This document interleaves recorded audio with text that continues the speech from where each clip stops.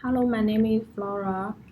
Today, my partner and I are here to elucidate a deeply concerning issue that has significant implications for our society. Medical negligence in Queensland with a focus on misdiagnosis. At its core, medical negligence represents a deviation from the standard of care that we, as patients, expect from our healthcare providers, such as doctors, dentists, and optometrists. When this deviation causes harm, it not only results in physical pain and psychological distress, but also triggers a quest for justice and compensation.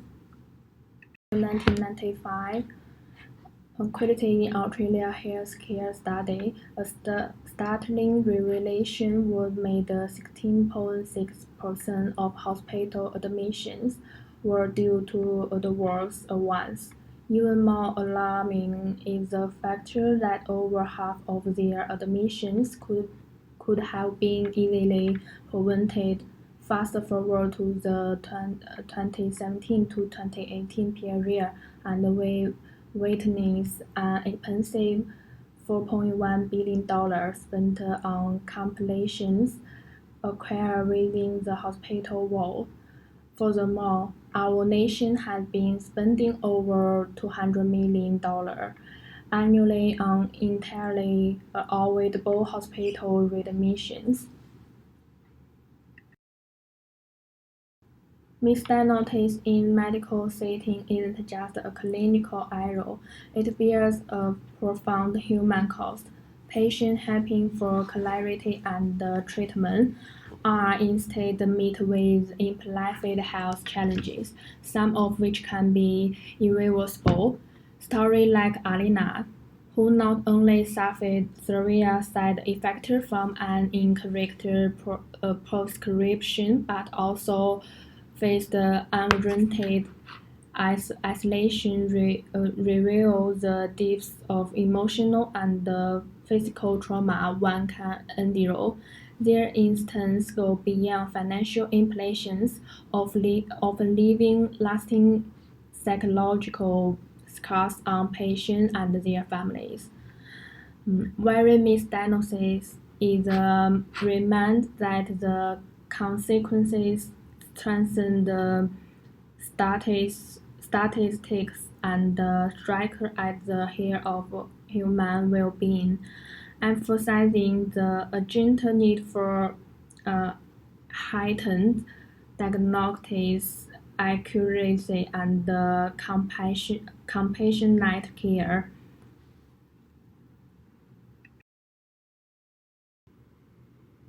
So what leads to misdiagnosis often biases good medical judgment, where it's the hindsight bias, where predictions about the future could present decision-making or outcome bias, where judgments are influenced by another practitioners.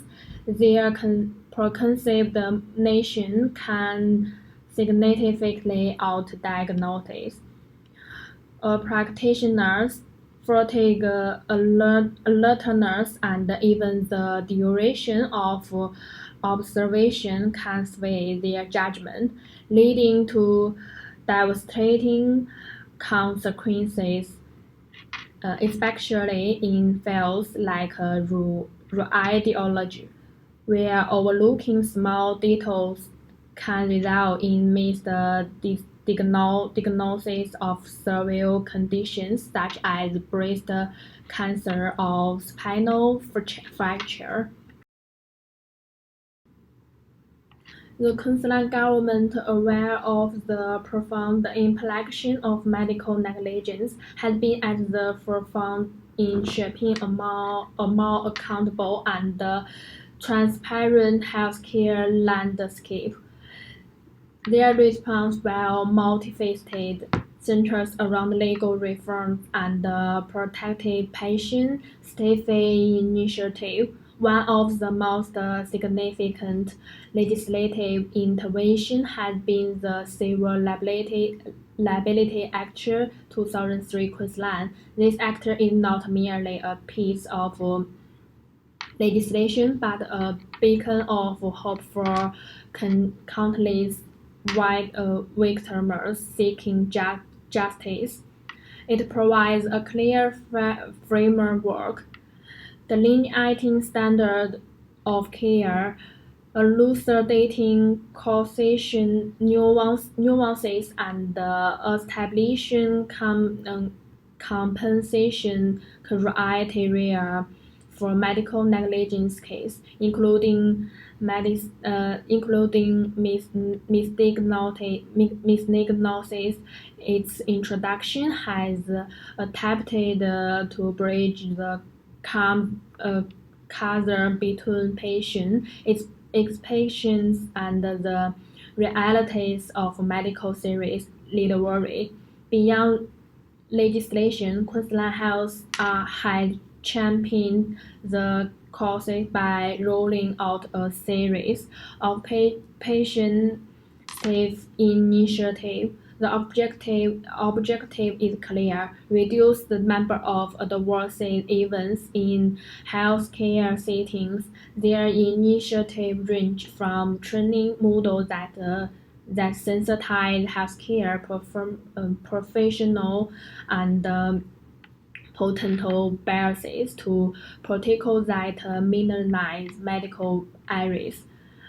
Furthermore, there are emphasis on fostering a culture of continual learning, where medical practitioners are encouraged to learn from mistakes rather than fear them.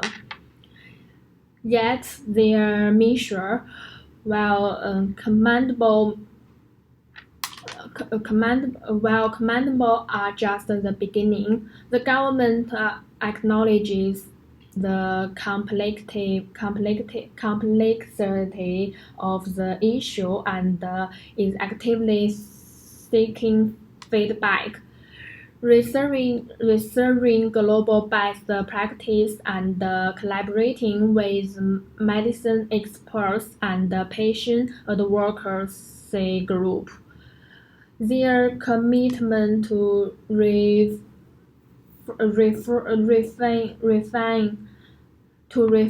and expanding their measure underscores the government's dedication to ensure that every citizen has access to safety and high quality medical care. In essence, the Queensland government's response has been both strategic and empathetic, demonstrating an unwavering commitment to the well-being of its residents. Tackling the pervasive issue of medical negligence, particularly misdiagnosis, isn't simply about refining diagnostic procedures. The overcharging challenges are multifaceted and deeply embedded within the medical field's structure. At the foundation, there's the intrinsic complexity of medicine science itself. Unlike another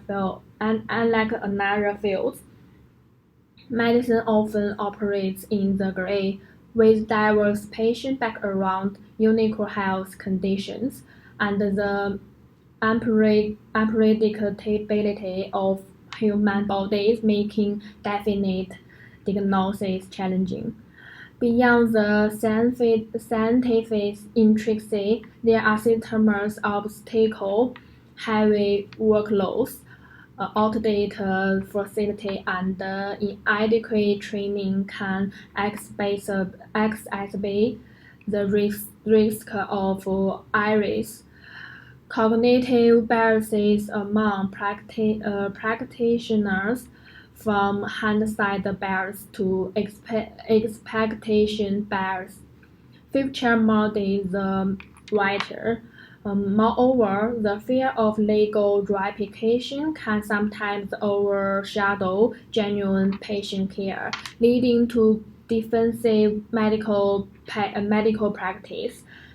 Collectively, there are challenges handling the dire need to comprehensive solutions and compassion, both medical training reforms and systems overhauls to genuinely address the root causes of misdiagnosis. The pursuit of compensation in Queensland for medical negligence is a journey filled with intricacy and challenges.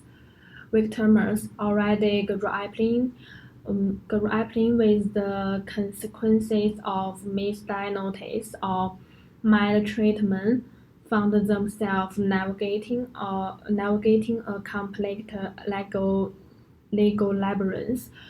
While the Civil Liability Act 2003 Queensland serves as a foundational guide, patients are tasked with proving not just the breach of theirs, but also the direct correlation between the breach and the harm suffered. This causation hurdle, deeply embedded within the legal framework, often extends the duration of litigation, intensification uncertainties for victims. Yet, despite their challenges, the quest for justice and rightful compensation remains paramount for those affected, highlighting the need for continuous refinement in the system. In closing, with Queensland hyperactive Minsure deserve commendation. The journey forward eradicating medical negligence is long. It's a collaborative effort requiring awareness, understanding, and consistent action from all stakeholders. Advocate for improvements. It's vital always to remember the human face behind the statistics. Let's work together for a safe healthcare future. Thank you. The current law in Queensland for medical negligence is reflected in the CLA. The intention of the CLA is to reduce the liability for defendants, as negligence-related harm sustained must be recognised. Firstly, there must be a duty of care established between the parties, which is embedded in common law that there is a recognised relationship between a medical practitioner and patient. Secondly, there must be a breach of duty. Section 9 subsection 1 states that a breach of duty is not established unless the risk is foreseeable, not insignificant, and in the circumstances where a reasonable person would have taken precautions. Upon considering Section 9 subsection 1, the following factors can be considered as the probability the harm would occur if not taken: the likely seriousness of the harm, burden of taking precautions to avoid risk of harm, and social utility of the activity that creates the risk of harm. For a doctor to avoid breach of duty relating to any medical treatment, they must prove that they had a proactive and reactive duty to warn a patient of the risk. Also, with doctor defined as medical practitioner who is registered under the Health Practitioner Regulation national law. The final element of negligence is causation. which the onus of proof lies with the plaintiff to prove the harm on the balance of probabilities, meaning it would have occurred on a higher chance than 50%. Causation is determined whether on a factual evidence the breach of duty caused the harm. Section 11, subsection 1, paragraph A is the common law but-for test, although modified by the courts to factor common sense and policy judgments within that test. The CLA also provides a hybrid test to assist the but-for test, with the first being a subjective test of what the plaintiff would do in the absence of the defendant's breach. The second is an objective test which makes any statement from the plaintiff inadmissible relating to the actions after suffering the harm. This reduces the possibility of any hindsight bias evidence being admitted into the case. Causation also requires the breach to be in the scope of the person's liability. This is determined by considering the factors which may be relevant to the responsibility of harm. In Wallace and Cam, it states that the scope of liability can be determined by the duty of care. Despite the plaintiff proving the elements in court, the defendant may rely upon Sections 21 or Section 22. Section 21 may be used in circumstances where the defendant has failed to warn the plaintiff of the risk prior to undergoing any treatment. This may be relied upon by the doctor if they are able to prove they took on a proactive and reactive duties. The information provided must also allow any reasonable person in the plaintiff's position to make an informed decision. Also, the doctor must provide required and wanted information to the patient to make an informed decision. Section 22 is a defense in relation to the treatment provided to the patient that was being widely accepted by a significant number of peer professionals, although this cannot be relied upon if the court deems such an opinion to be irrational or contrary to written law. Causation is the most difficult element to satisfy, as the plaintiff must prove the event occurred due to the defendant.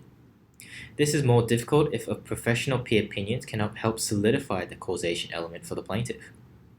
Although the courts will allow causal connection without an expert opinion, the evidence must be probable inference. Furthermore, Wallace and Cam state scope of duty is to protect the patient from harm that is considered unacceptable from a subjective point of view. There are distinct risks that are not medically related and cumulative risks which are. In Wallace and Cam, it was stated that each risk is separate and has its own weight. Thus, the disclosure of distinct risk would not impact a patient's decision. However, patients who learn more about the treatment risks tend not to go forward with it. Thus, to assume such patients can differentiate the risks is incorrect, as the patient will always say no upon learning more about the treatment and its risks. In Paul and Cook, there was no connection between the failure to make diagnosis and the harm suffered by the plaintiff. This was further backed by the fact that the harms suffered was different to possible risks after the initial diagnosis. Furthermore, the defendant's duty was to diagnose and not to provide warning of material risks. Thus, the defendant's duty was to protect the patient from avoidable harm. Their duty did not require them to provide an informed choice about a treatment. This questions the evident link between misdiagnosis and subsequent repercussions. Queensland's jurisprudence, as embedded within the principles of the CLA and interpreted through case law, has grappled with intricate causation dilemma. Contrasting this with the UK approach, the Bolam test, stemming from Bolam and Frime Hospital Management Committee, offers a divergent lens. This test measures if a doctor's actions would be supported by a responsible body of medical opinion. By shifting the focus from a strict causative link to a broader landscape of professional opinion, it creates a more comprehensive benchmark for evaluation. Critics argue that the Queensland's stringent causation framework, although maintaining high standards, may inadvertently deter genuine victims from seeking redress. The intricate dance of proving direct causation can be daunting, especially when faced with the multifaceted nature of medical outcomes. Such critics often point to the Bolam test, suggesting that Queensland might benefit from a more expansive holistic benchmark. However, proponents of the Queensland's approach argue that it safeguards the medical profession from unwarranted litigation, ensuring that only those with a clear and direct link between negligence and harm may proceed to trial. In conclusion, Queensland's medical negligence causation framework, while rigorous, presents challenges that often demand the plaintiffs to tread a tightrope of legal and medical complexities. As medicine continues to evolve, so too should the legal frameworks governing it.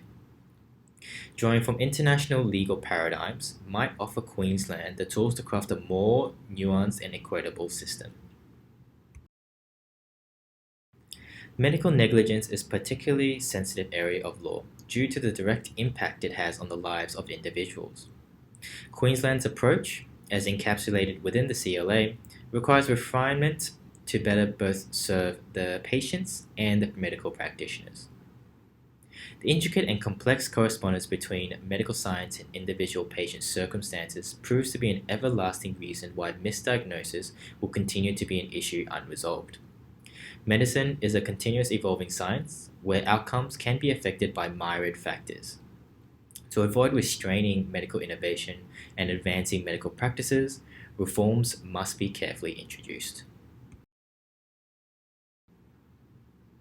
Causation stands at the heart of medical negligence claims, often determining the success or failure of litigation.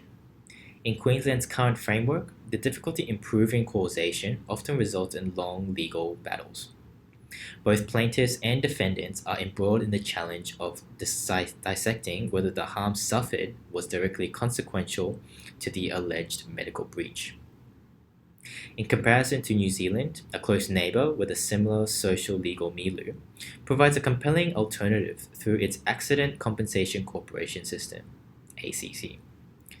Instead of entangling parties in the nuance of the fault, the ACC zeroes in on the nature and the extent of the injury, subsequently determining appropriate compensation. This patient-centric model prioritizes redress over blame, streamlining the adjudication process. Drawing inspiration from the ACC, the CLA could revolutionize its approach by introducing a bifurcated causation mechanism. The proposed system's first prong would dissect the occurrence of breach. If established, the second prong would then meticulously evaluate the quantum of harm directly attributable to the breach. Such delineation promises a more structured and transparent adjudication process, minimizing ambiguities and fostering swifter resolutions. Therefore, our proposed amendment is specifically under Section 11 of the CLA, where subsection 1 will be rewritten as the follows. Subsection 1, subparagraph the breach of duty is a necessary condition for the occurrence of harm, focusing solely on the establishment of the breach. And then, in paragraph B, following the establishment of a breach, the harm directly attributable to the breach is meticulously evaluated. The potential merits of this proposal include expedited legal processes, reduced litigation costs, and a more compassionate approach to the victims of medical negligence. By prioritizing the injury's assessment and appropriate redress over establishing fault, the Queensland might inch closer to a more equitable system of justice. Our second reform proposal would be under Section 22, in definition of standard care for professionals. The breach stage is a pivotal phase in medical negligence litigation. While the CLA provides a foundation for establishing a breach, the criteria, especially when delving into misdiagnosis, often remain susceptible to varying interpretations. Such ambiguities not only protract legal proceedings, but also inject a degree of uncertainty into the outcomes. In comparison, Germany's medical negligence system offers a holistic framework. The emphasis isn't solely on the nebulous concept of reasonableness. It's fortified by the triangulation of empirical evidence, prevailing best practices, and consensus among peers. The German model ensures on amalgamation of static professional benchmarks with the nuanced dynamism inherent in medical disciplines. Considering the complexities imagined in medical negligence, it's high time Queensland revisited Section 22. The section's ambit can be broadened by integrating a composite, evidence-driven methodology. The revamped Section 22, which should underscore the pivotal role of empirical medical findings, current best practices in discerning the professional standards. To this end, the formation of a cross-functional committee comprising experts from medical, academic, and legal arenas is imperative. This body would be entrusted with the regular review of prevailing standards, ensuring they are in congruence with the ever-evolving medical landscape. Therefore, our proposed amendment would be the following: to embellish Section 22 to unequivocally emphasize the relevance of empirical evidence and best practices in sculpting the professional standard of care. Secondly, charter a cross-functional committee with the onus of continually referring these standards, weaving in latest medical breakthroughs and technological studies. And while the committee's input would be paramount in the negligence claims, they should function as a guidance only, rather than an inflexible mandate for the legal fraternity. Such an approach seeks to fortify the legal foundations of Section 22 already in place in the CLA, ensuring it remains attuned to the medical profession's dynamism and the broader social aspirations for accountability and care. This change would improve the decision-making process and better connect real medical practices with legal standards. It would be a step closer ensuring that the law, while placing the patient's interest first, whilst also acknowledging the intricate and multifaceted nature of medical practice. Therefore, Queensland's medical negligence landscape has been greatly influenced by both policy frameworks and prevailing social background. The CLA, as a primary legal instrument, sets tone for how negligence cases are addressed. Yet it is also shaped by societal expectations and perceptions about medical care. In essence, while Queensland's policy and societal influences have created the current framework, there's a clear call for evolution, adapting best practices from around the world to better serve its citizens. Thank you.